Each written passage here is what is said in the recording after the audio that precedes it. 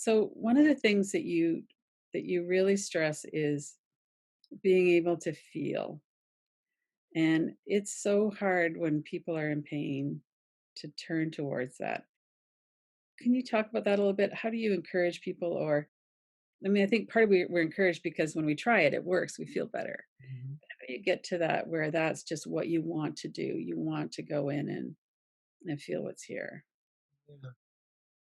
I I'm doing a lot of psychoeducation with people, and, particularly about, the need to grieve, the need to have so I say there's 2 other key, um, relational developmental arrests in terms of the developmental trauma disorder.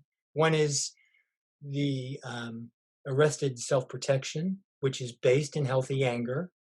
This Mhm. one and one of the first things kids are really fine-tuned to see fairness, and I think because fairness is a fundamental part of intimacy.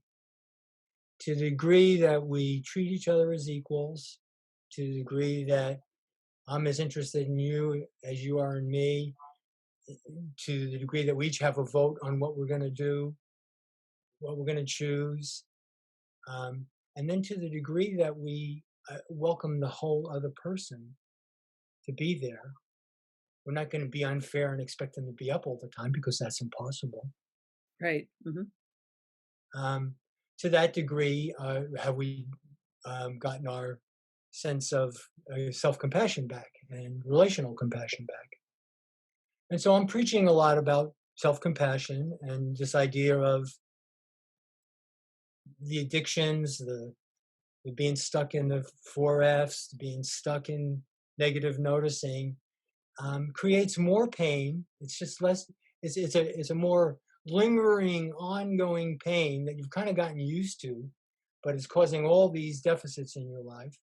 And that there's a way to move through a lot of that, and that's through grieving. Grieving lets the pain come out in the way through these mechanisms that are part of our true nature. And when we can give that to each other, when we have a cry together, or I make you feel safe enough, you could have a good cry.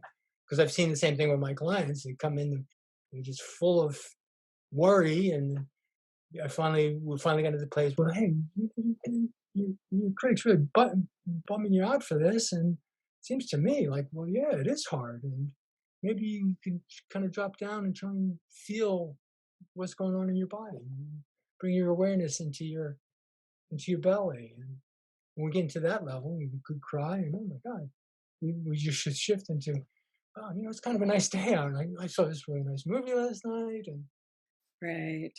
mm, Mhm.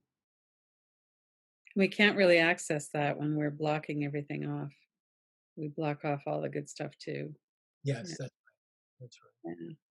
So I love how you work on all these different levels. So it is important to understand in our cognitive mind, Mm, and then we also need to work in the body. yes, Yeah. yes. You can only go so far with the cognitive. And Right. that's why I'm trying to empower the cognitive work with the emotional tools of using the healthy anger, Mhm.